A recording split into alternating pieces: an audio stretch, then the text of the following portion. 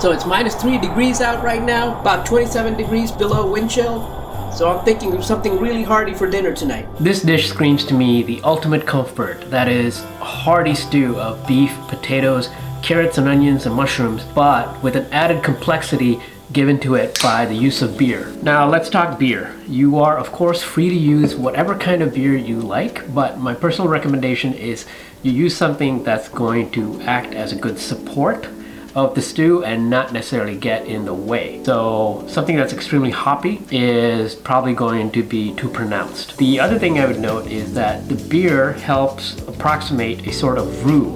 So as you know, a roux, you would be stirring the flour over heat with fat until it gets really nutty and brown. So you're replicating a lot of that experience because a darker ale that I'm using here is going to have those roasted barley malt. That's going to give that kind of deep, rich, nutty flavor. All right, let's talk onions. So this, again, like a lot of things, comes down to personal preference. And if you don't like large slices of onion, you want to cut it smaller. What I'm going to do here is I want to kind of separate the onion pieces. You don't need to get everything, but you just want to get the general separation so that when they're cooking, they're going to spread out throughout the stew. All right, let's talk potatoes. You can do them peeled, but as Carl Weathers once said, I want to get my stew on. And so what I'm going to do is quickly wash and scrub these. Okay, so when you are searing the beef, that's going to require your attention. So what I like to do is I want to get all my vegetables cut and prepped before I get started on the meat. So what I'm doing here so that the potatoes don't get discolored is I have a bowl of water. What I'm going to do is once I cut them into chunks, I'm just going to store them in the water until it's ready to go in the stew. Holy moly, take a look at this. Now I've seen everything. A Siamese twin criminy mushroom. This is my first time seeing something like this. So what I'm going to do is take the stems off, and then depending on the size of the mushroom, I'm going to cut it into either 4 or 6 pieces like this. Now we keep talking about personal preferences here. I know several people that are grossed out by mushrooms, and I often question why I'm still friends with them. But if you want to omit this, go ahead.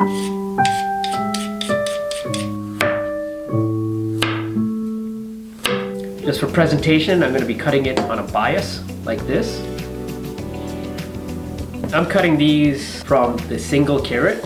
If you do happen to have, say, a large section, then what I recommend is splitting it down lengthwise and then cutting it. Where's the beef, you ask? Well, that is our next step. All right, I have here with me a beautiful piece of chuck roast that I'm going to cut into pieces for this stew. So you see this section of fat? I'm not going to worry about that. It's going to get soft and really contribute to the richness of this dish.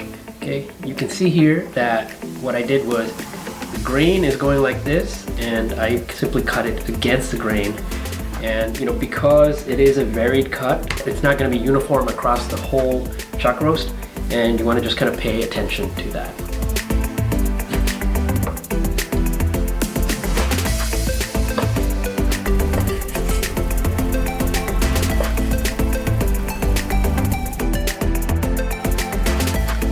Mocha always gets his share. Okay, so we want to get the pan hot and then the oil hot. And we are going to brown the meat in 3 different stages because we can't do it all at once because it will crowd the pot and cool everything down too fast. So in order to properly brown it, we'll be doing it in batches. What we're looking for here is a good searing of the beef chunks.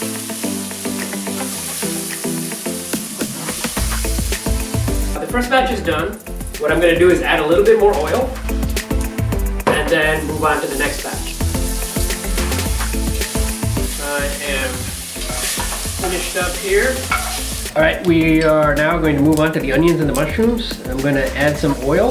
Remember, the pan got hot, and now we're going to get the oil to get hot.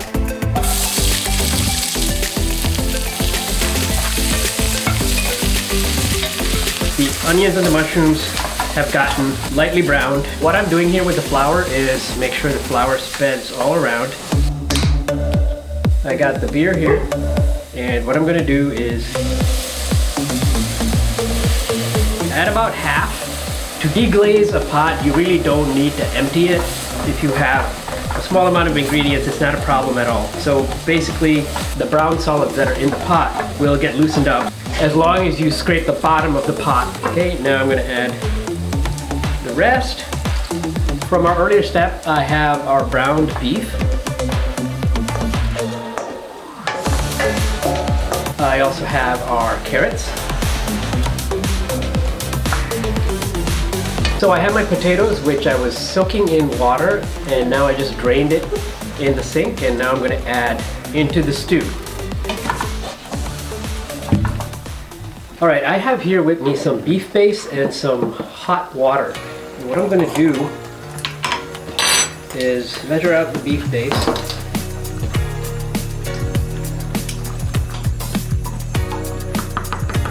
Mix it up, then add into the pot.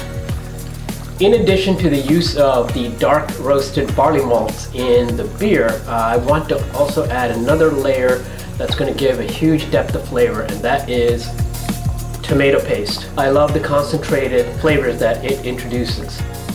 I really think it adds to the richness of this dish. How to pronounce Worcestershire sauce?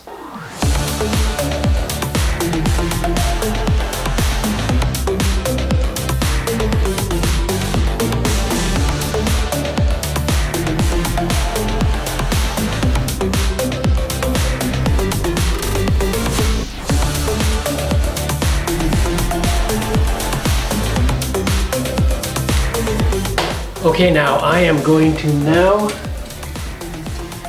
cover the pot, and we're gonna let this simmer, and we're gonna play the waiting game.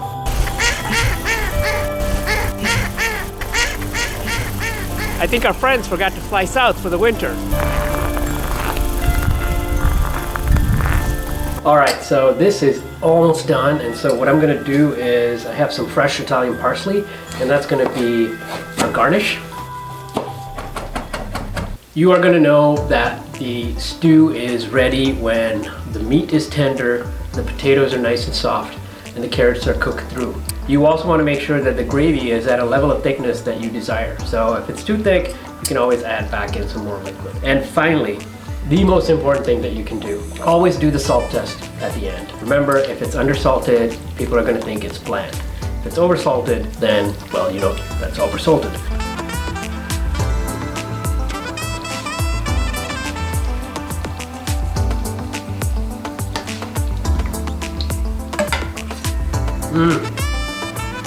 Delicious. All right, we got our stew on.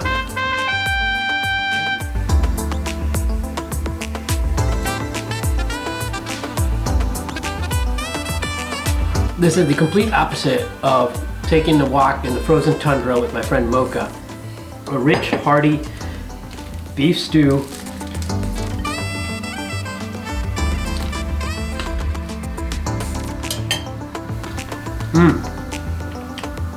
So good.